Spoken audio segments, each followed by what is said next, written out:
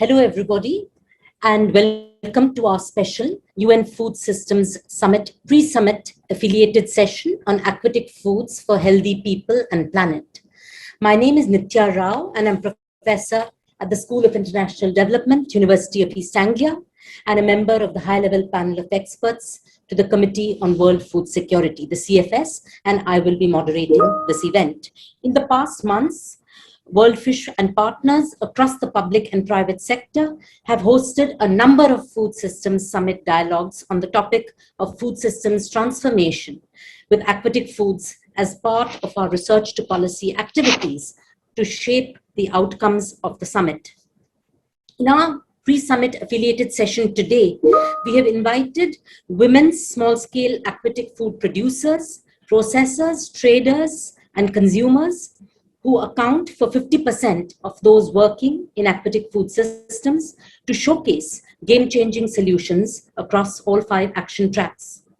Together with member state ministers and high-level decision makers, we will learn from nations such as Bangladesh, Nigeria, India, and Timor-Leste, who hold valuable lessons on how aquatic foods provide food system solutions that work for people and the planet and help shape and achieve the Sustainable Development Goals. We already have close to 100 people joining us virtually from all over the world. While we wait for more of you to join us, allow me to quickly direct your attention to some housekeeping rules that will be showing on your screens right now. Please take a few moments to read through. Welcome again. In introducing the session, I just wanted to say a few words about aquatic foods, which include animals, plants, and microorganisms harvested or grown from water, and the important role that they play in food and nutrition security for billions of people. They're a cornerstone of the livelihoods, economies, and cultures of many coastal and vulnerable communities. For 1 out of every 5 people, fish is the key source of essential micronutrients such as zinc, vitamin A, fatty acids that is not easily replaced, and 3.3 billion people rely on fish for nearly 20% of their animal protein. Aquatic food systems, both fisheries and aquaculture and their supply chains, are extraordinarily diverse, involving thousands of species in many different production systems and employing many of the world's most vulnerable people. Not just are aquatic foods rich in bioavailable macronutrients, essential fatty acids, and protein, but they can be produced in ways that are more environmentally sustainable than terrestrial animal source foods. Despite their unique value and interconnections with terrestrial food systems, especially the production of vegetables, as we will hear from our colleague from Timor-Leste, aquatic foods are often left out of food system analysis, discussions, decisions, solutions, and resource allocations. The UN Food Systems Summit is providing an opportunity to recognize and value their contributions to food and nutrition security and ensure they are a key part of a food systems transformation towards healthy and sustainable diets for all. Through the summit's dialogues, aquatic food solutions have been discussed across all action tracks. The Aquatic Foods Solutions Cluster, which is housed in Action Track 3, has built on these discussions to raise the profile of aquatic foods and consolidate certain key actions, in particular around national nutritional and livelihood assessments that account for the role of aquatic foods in delivering protein and vital micronutrients to populations. They have also emphasized the funding and managerial support that is required if aquatic foods are to lead to a transformation that makes multiple wins towards the SDGs. Today, as part of this pre-summit event, we wish to enrich these key actions by listening to voices of people from the ground, both fishers and the representatives of national governments. By convening small-scale fishers, fish farmers, aquatic food producers, and traders, many of whom are women, indigenous and ethnic minorities, we seek to hear what is working for them in their specific contexts. The solutions and innovations they have developed through a process of trial and testing on the ground. Lessons can be learned from the wide range of local solutions, which are often built on traditional knowledges, moving forward. Along with policymakers and private sector actors, we will also explore how aquatic food solutions can be scaled for wider impact. With those preliminary remarks, I would like to introduce today's discussion. The first session, it is divided into two panels. The first is game-changing solutions from the field, and the second, voices of policymakers. In this first panel on solutions from the field, we will hear a few women from Asia and Africa working in aquatic food systems about what works for them and how their voices can shape commitments to lead a food systems transformation towards more healthy and sustainable diets for all. So let's start with Arpana Rani Das, who is a fisherwoman and group leader from the village of Gurukuchi, district Sylhet in Bangladesh. Arpana is the leader of her village's fish farming group. Recently, she worked with the University of Sylhet's research team to establish an indigenous fish sanctuary at a nearby river that has contributed to transforming the livelihoods of the people in her village. Due to various constraints, Arpana could not join us live today. However, she and the research team at the University of Sylhet have kindly sent a recording of her presentation, which we will play now.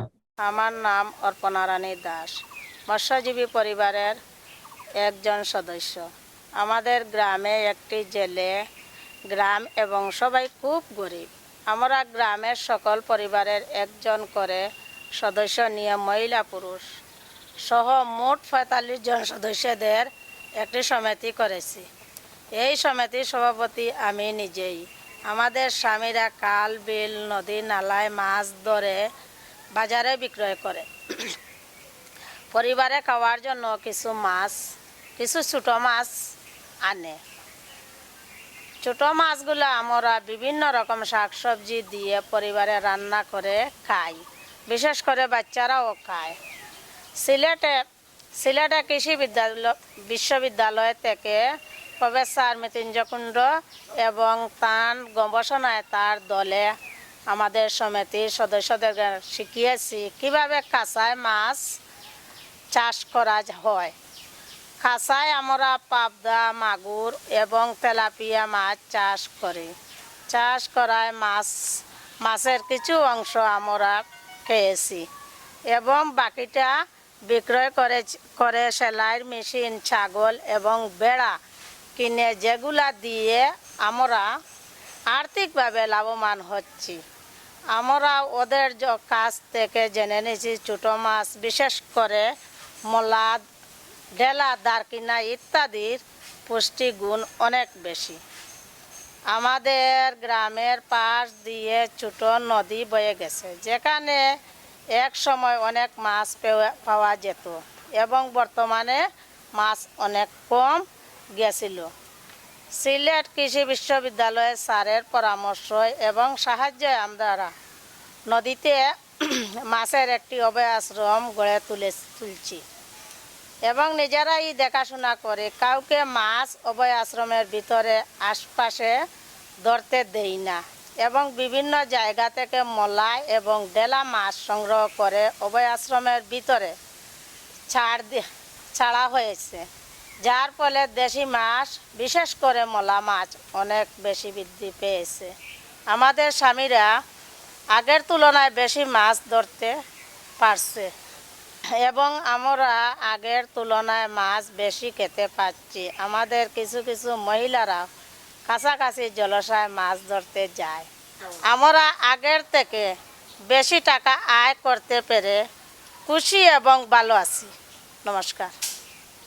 Thank you to the team and Arpana for that video, I think, which really brings out the multiple roles that small fish and fish farming can contribute to the lives of very poor women.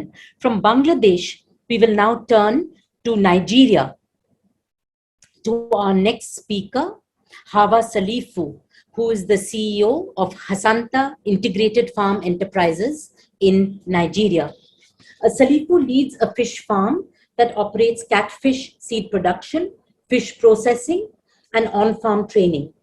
She passionately advocates for youth and women's involvement in the fish farming sector by giving out free on-farm and online training programs on fish farm management. Through her work, she also facilitates the enabling of policy environment to enhance women's role in the fisheries sector. Salifu, over to you. Thank you, Nitya, for the introduction. I'll basically be talking about the innovations in aquaculture and post-harvest that has created economic opportunities for youth in Nigeria. Nigeria is a country of over 200 million people, and the demand for fish in Nigeria is about 3.2 million tons, with domestic production estimated to about 1.1 million metric tons and importation estimated to about 1 million metric tons. And this has left a huge deficit.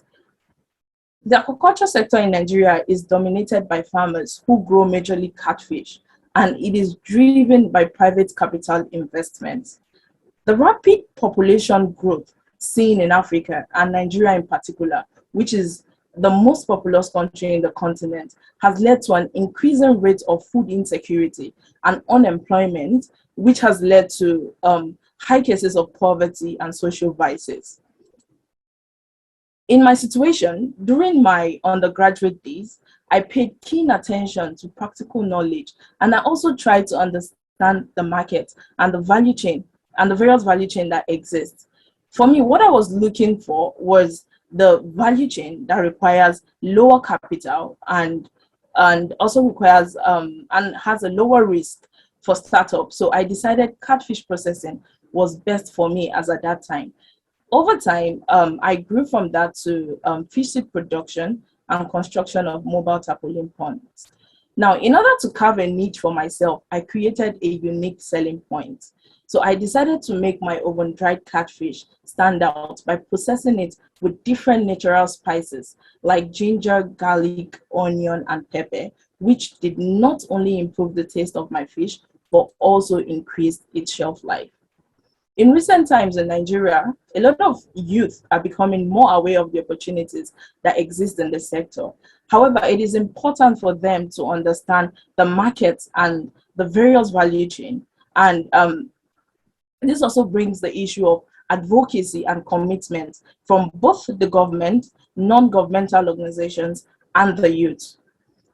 The increased participation of the youth in aquaculture will not only help the sector reach its full potential, but it will further help in harnessing potentials in information technology to drive innovations in aquaculture, like digitalized recirculatory system, production and use of probiotics, which would help reduce losses, a lot of losses that are actually experienced in farm, including the adoption of smart aquaculture system, which we see in the Western world, but is still relatively new to us here in Nigeria. It also help in employing smart aquaculture systems like cloud computing, artificial intelligence, and even robotics and remote sensing system, which is used to monitor water quality, and also to carry out a lot of the production and management operations on the farm effectively. Thank you.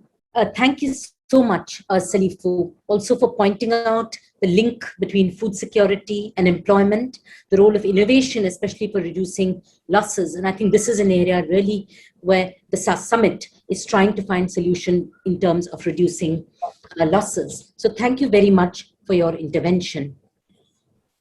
We will now move to the second part of this panel, which is really looking at policy solutions for healthy people and planet. We have 3 speakers in this part of the event. So first, I think I would like to welcome the panel of high-level decision makers from India, Timor-Leste, and Nigeria, who will share lessons on how aquatic foods provide food system solutions to nourish vulnerable communities in ways that are positive for the environment and also ensure equitable livelihoods. Let's start with the first speaker, Anu Garg, who is the Principal Secretary of the Department of Water Resources, Government of Odisha, India. Before assuming her current role, she was the Principal Secretary of Odisha's Women and Child Development Department. And during this time, she was part of the revolutionary work to combat malnutrition among women and children through nutrition-sensitive food approaches that led to fish being included in feeding programs for children and mothers. Anu, the floor is yours. So, good evening, everyone. Delegates of the UN Food Summit, Professor Rao, my fellow panelists, ladies and gentlemen. I feel privileged that I'm here with you today. And as a policy maker, today I will be sharing with you a pilot that we took for fish-based nutrition in a state called Orissa. Orissa is a state off the eastern coast of India, where despite best efforts, a lot of improvement has taken place in malnutrition status. But even then, 29% of the children below 6 are stunted. And so reduction of both undernutrition and malnutrition is a huge priority for the state. The existing system, we already have a huge system of integrated child development services where we provide supplementary nutrition to the children, to pregnant women, nursing mothers, and adolescent girls, and we also give hot cooked meal to children from 3 to 6 years old, and to pregnant women, adolescent girls, and children below 3, we provide ready to eat material and also eggs. The state has been taking a very multi-pronged approach to nutrition. So while we have this integrated child development scheme, which has been going on for several years in the country, we also have a state-specific strategy for difficult, hard-to-reach areas. We are trying out dietary diversity. We are focusing on adolescents' nutrition. We are trying to do different things, both nutrition sensitive and nutrition specific. As a part of this, when we were launching our state nutrition strategy, the Honorable Chief Minister of the state launched this strategy. And then what we did was that Honorable Chief Minister of the state himself, he launched this strategy where fish-based nutrition was made a part. Okay, so then what we did was that we realized that Orissa is a largely what I call a fishitarian state, with 95% of the population actually eating fish. And so we thought that the best thing, more culturally appropriate thing to do would be introduce fish also, along with the eggs and the rice and the pulses that we were giving into the supplementary nutrition diet. As part of a trip, then we went to the World Fish Headquarters and to some other countries to see what other countries have been doing. And we interacted with the World Fish scientists, and that's where we met Shakuntala as well. We then signed an MOU with World Fish for including fish-based nutrition. And we did this so that we could get technical guidance from an expert agency. This pilot that I'm talking about is basically to improve the availability, the accessibility, and consumption of small fish. So what we did was that we piloted this fish-based nutrition in 50 Anganwadi centers. These Anganwadi centers are basically child care centers of the community, which are run by the villagers, in the sense that we select a girl from the village to run the center. And the fish was actually being, the solar dryers were provided, and the fish will be provided by these women's self-help groups, which are again community driven. And in the state, fortunately, we have a very robust policy for encouraging women self-help groups to take up fish cultivation in the local ponds, and otherwise it would have been given on lease to anybody who applied. But our policy says that first the option will be given to the women's self-help groups. And so now women's groups have taken over 6,000 of such tanks and are doing fish culture on their own. So this is a picture to show the Anganwadi center. I hope my slides are moving. And the purpose of this study was to improve the dietary diversity and improve the micronutrient intake, and also to test the acceptability of these products. So this is how we went about it, and it was to be a community need-based intervention.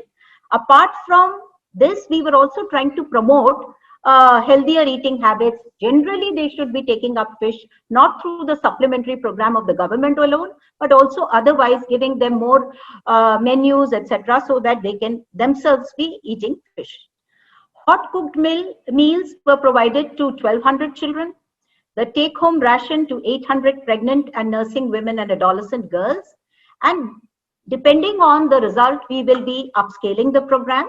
Right now, it is too premature for me to say how useful it has been, but suffice it to say that it is being accepted by the people. It is being enjoyed by the pregnant women, the adolescent girls, and the children themselves are licking their plates clean. So this is what we give: dried fish packets to the pregnant women and the nursing mothers, and in the form of a fish powder to the children. These are some of the low-cost solar fish dryers, and how this is the process by which we will be drying. And we are doing this in conjunction with the Industries Department of the state, who are procuring these and providing to the women's self-help groups. Fish farming in Gram Panchayat tanks. Gram Panchayat is a small unit of governance in India. And these community tanks, so almost, as I said, 6,000 women's groups with around 60,000 women are doing this kind of fish farming on their own. These are some pictures. These are some of the collaborations that we had to get into and which were very useful for us with the Fisheries Department of the state, Women and Child. Mission Shakti is the Department for Women's Empowerment in these women's groups. Then the Drinking Water Department, the Industries Department, then institutions like the institutions of Central Institute of Fisheries Technology, and of course the private sector. But ladies and gentlemen, there were a lot of challenges. The challenge was that in areas like this, to produce dry fish hygienically through the community, then the supply chain itself, procuring it from outside the state presently, as we are doing. But over time, we will be making it community driven. Then acceptance of taste of fish powder. So here we encountered a problem. When we were giving 15 grams of this powder to the children, we found that the children were not able to, somehow they did not like that taste. And so we reduced it by half. And we found, and if we were masking it with a little bit more of the masala and the powders, the condiments, we found that the children started eating it and started enjoying it. And another big challenge for us was COVID, because of which we had to stop all our, just like schools were closed, these Anganwadi centers were closed. And so we had to then ensure that even at home, the mothers were actually feeding the children as they were supposed to. And it required a lot more monitoring, home visits, which was done. But then it was a big challenge. Then we also had a disaster by the name of Yas, that this was a cyclone. And again, we went back a little. So, but nonetheless, it has been a good learning experience, and we have evolved and learned from these challenges. Some of the lessons learned and way forward are that political will blended with proactive bureaucracy can help ground initiatives, and interdepartmental convergence is critical. World Fish and such organizations, when they provide technical inputs, it's very important, because from time to time you need to convince people that this is the best way to go. Partnership with national ICAR research institutes has also helped us in especially developing age-specific fish-based products and design large-scale delivery mechanisms. And the most important learning has been that involving women in these projects is very important. It's a very, very important livelihood support. And finally, any culturally appropriate item is going to be accepted by people. And so we are hoping that this is something we will be able to adopt and maybe adapt and take to a larger scale. Thank you so much.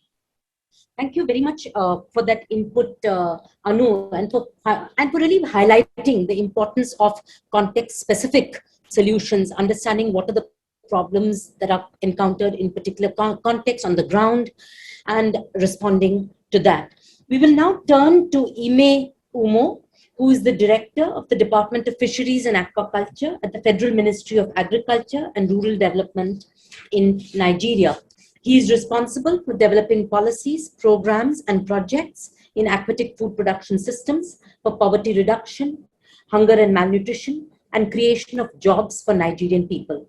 Ime, over to you to tell us about how the government is harnessing the potential of aquatic foods to nourish a nation. Okay, thank you very much. Yeah, I'm going to be talking on aquatic food systems to nourish a nation in Nigeria. In Nigeria, like many coastal developing countries, fish is an important source of food for the population, which is currently estimated at 206 million people. A recent study estimated that Nigeria ranks third globally for the number of people dependent on coastal fisheries for food and nutrition security. And the demand for fish is growing alongside this growing population in Nigeria and the incomes. However, household fish consumption in Nigeria is measured at 13.3 kilogram per capita per year. This is very low as compared to the world average of 20.3 kilogram. Aquatic food systems, both fisheries and aquaculture, offer multiple opportunities to nourish Nigeria's growing population, providing economic opportunities while preserving the health of the planet.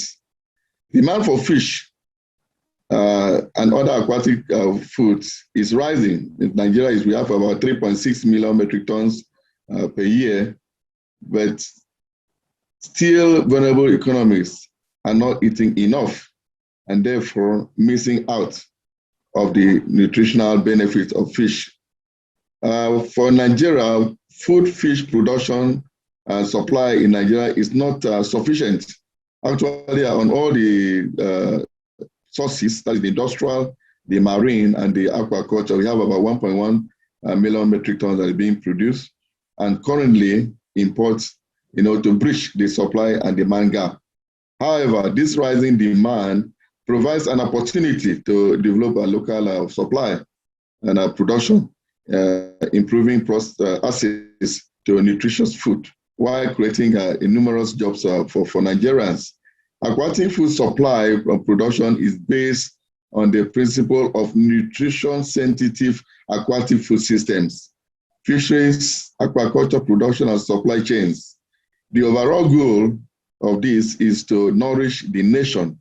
This involves innovations along food systems, including diverse sustainable production models, better management of inland and marine water bodies, and diverse aquaculture system, including pond polyculture and cage culture. Then also innovations in value addition in terms of drying, in terms of processing, and laws to protect traders. And this is especially important to women, which make up a large proportion of those that are involved in the supply chain workers. Then fish products such as dry fish powders, which can be added to local dishes to encourage increased consumption of fish among vulnerable communities like women and children. And the next one is that Nigeria aquaculture sector is the second largest in Africa.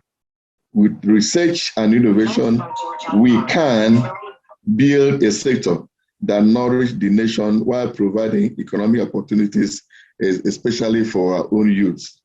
This can be done through policies and investment, which we have already done.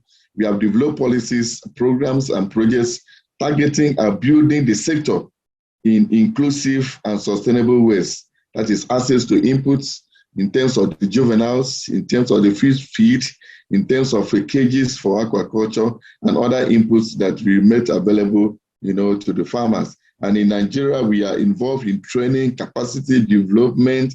We are also involved in the supply of inputs to the youth and women. We are also involved in partnership with the private sector. We are also involved in establishment of what we call fish farm clusters or fish farm estates, especially for the youth and also for our women. This can also be, we also done through policies investment targeting at the building the sector in inclusive and sustainable ways. That is access to inputs, which I've already explained. Nigeria needs to diversify aquaculture. For example, we know that in Nigeria, we are only involved in catfish and tilapia. We are trying to see how we can identify it to other culturable fishes, like other ones that are available in Nigeria in terms of the production and supply, so that the dietary diversity among the Nigerian population can be improved. We also have that a concerted effort is required, to accelerate nutrition-sensitive local aquaculture food production and supply. And the government has prioritized this under this what we refer to as 8 priority areas. And in those 8 priority areas, the first one is enhanced food value chain, food value chain from production, the processing, the marketing, and every aspect of the value chain. Then the other one is the diversified food promotion, targeting the youth and the women.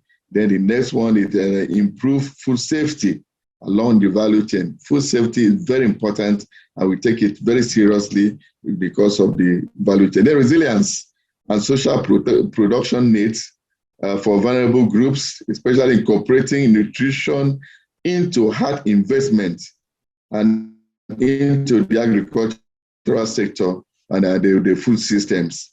Then the nutrition education, which we carry out from the primary school, the nursery school, we are trying to incorporate it in the curriculum of the tertiary institutions. Then the other one is the behavioral change, the communication and advocacy in every aspect of our intervention. We need to advocate this. Then the nutrition research and information systems, very, very important. We go into advocacy, we go into publication, we go into publicity, education, capacity building, training, and even at the riverine level, and every sector of the program, we carry out advocacy and research into the various aspects of the feed, various aspects of the seed, and every other one, so that even the broodstock that is being produced is acceptable into the country. And then the last one is the monitoring and evaluation, which we carry out from time to time to assess the level of compliance, the level of involvement, and the level of buy-in by the private sector. And in the private sector, we try as much as possible to see how we can develop policies that they can be favorable to them, so that they can cue in terms of the marine, in terms of industrial, in terms of the aquaculture, in every aspect. Some that do not want to go into direct production can go into the processing, and even in the processing aspect, as a policy, we produce and distribute low-cost smoking kilns, to the vulnerable groups, especially the women and the youth. And I want to really appreciate the organizers of this program for inviting us. Thank you very much. Thank you very much, Ime, and also Anu, for your really valuable inputs and quite inspirational comments around the kinds of interventions, kinds of initiatives that you've been taking in your countries, despite the challenges that you face. Our final speaker in this session is from Timor-Leste. Elidio de Araujo is the Secretary of State for Fisheries, Ministry of Agriculture and Fisheries of Timor-Leste. Elidio is responsible for preparing and drafting the ministry's policy, legislation, and regulations in fisheries and aquaculture through the Fisheries State Department. Due to differences in time zone and his particular location where the internet is not very stable, Elidio could not join us live, but he has kindly sent us a recording of his message, which we will play now. It is my pleasure on behalf of Timor-Leste to participate in this dialogue virtual, in which every delegate is given chance to be heard, ensure our aquatic food solution to transform food system through the assistance of our partners, especially WorldFish in Timor-Leste. Fellow delegates, Timor-Leste is one of the youngest countries in the world, achieving independence in 2002. 75% of the population made their living through farming-based system, in which coastal fisheries and aquaculture play an important role. Despite the government's constant effort to improve the life of citizens, widespread poverty and malnutrition remain an hindrance to the nation's recovery and growth. To improve livelihood and access to sustainable, healthy diets, the government priorities are on the expansion and intensification of production within food system, which include the development of sustainable fisheries and aquaculture. In 2012, the Ministry developed and endorsed the Nation Aquaculture Development Strategy 2012 to 2030, supported by WorldFish. Fellow delegates, in line to this strategy, the Ministry of Agriculture and Fisheries is working closely with WorldFish, together with NGOs and development partners, to harness the power of aquatic food to improve food and nutrition security of the people of Timor-Leste. The Minister of Agriculture and Fisheries endeavors to increase the production and accessibility of fish and other aquatic food with the financial support of our partners. The Minister of Foreign Affairs and Trade, New Zealand, USAID, NORAD, and ACIAR. The increased consumption of diverse fish, vegetables, and fruit among vulnerable communities has been successful through the inclusion of this nutrition food in school meal program through pilot project implemented by the Ministry of Agriculture and Fisheries and together with the Ministry of Health and Ministry of Education. The development of inclusive and sustainable fisheries and aquaculture provide decent work for vulnerable community while improving access to nutrition food.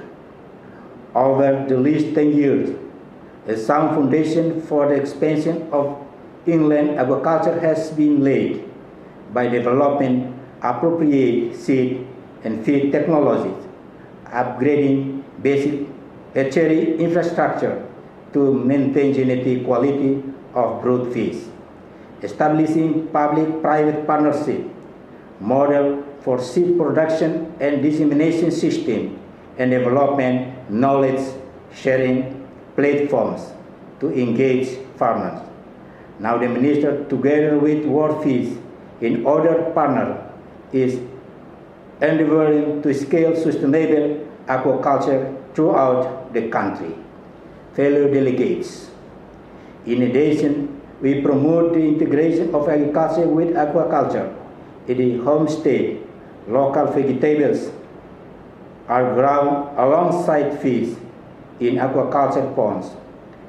This work has diversified livelihood options in increased food and nutrition security among vulnerable communities. The UN Food System Summit is looking for solutions to transform food system. The solution fish and aquatic food system are over in Timor-Leste to nourish our nation are transferable to many other island nations. We are always excited to join hands with other small island nations in the Pacific, Asia, and the Caribbean, and to share our experience and learning and enhanced use to realize sustainable aquaculture and resilient capture fisheries for healthy people and planet. Thank you to all the speakers for your valuable inputs in these two panels. We are now approaching the close or the end of the webinar, and it is my pleasure to invite Shakuntala Thilsted, who is the Global Lead of Nutrition and Public Health at World Fish and the Vice Chair of the UN Food Systems Action Track 4 on advancing equitable livelihoods. Shakuntala's pioneering science on nutrition, fish, and aquatic food systems saw her awarded the 2021 World Food Prize. Her work on nutrition-sensitive approaches to food systems has improved the food and nutrition security of millions in Asia, Africa, and the Pacific. Over to you, Shakuntala. Thank you so much, Professor Rao. In the true spirit of the UN Food Systems Summit 2021, called the People's Summit, today we have heard from a diverse range of voices, from those who produce, process, trade, and consume our food, and also those who govern these systems. As our panelists from Bangladesh, Kenya, we didn't have the one from Kenya, Nigeria, India, and Timor-Leste have shared with us, aquatic foods provide multiple solutions to transform food systems, to put them on track to achieve the Sustainable Development Goals. We have heard today how small innovations can have big impacts for vulnerable communities, especially women and youth, who secure food and nutrition security and livelihoods in aquatic food systems. National policies that encourage the sustainable production of aquatic foods while promoting the consumption of diverse aquatic foods provide an opportunity to increase the availability of nutritious foods within planetary boundaries.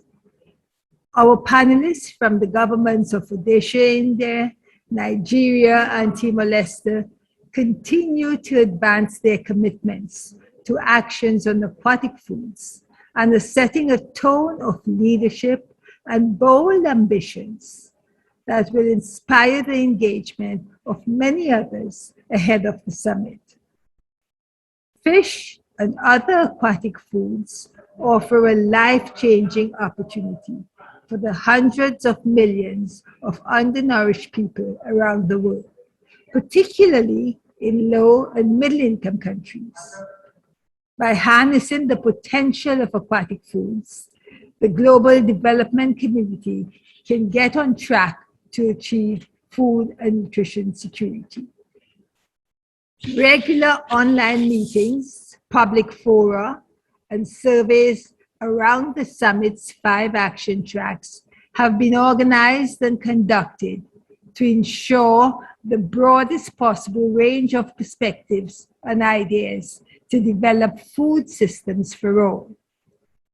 The summit will consolidate all that it has heard, and member states and actors around the world will focus on how to operationalize the best ideas and commitments to close gaps and raise ambitions towards achieving the Sustainable Development Goals by 2030. Our discussion today builds and strengthens the narrative on the crucial role of aquatic foods in food, land, and water systems transformation for sustainable, diverse, nutritious, and safe diets, as also expressed in the One CGIAR vision and mission.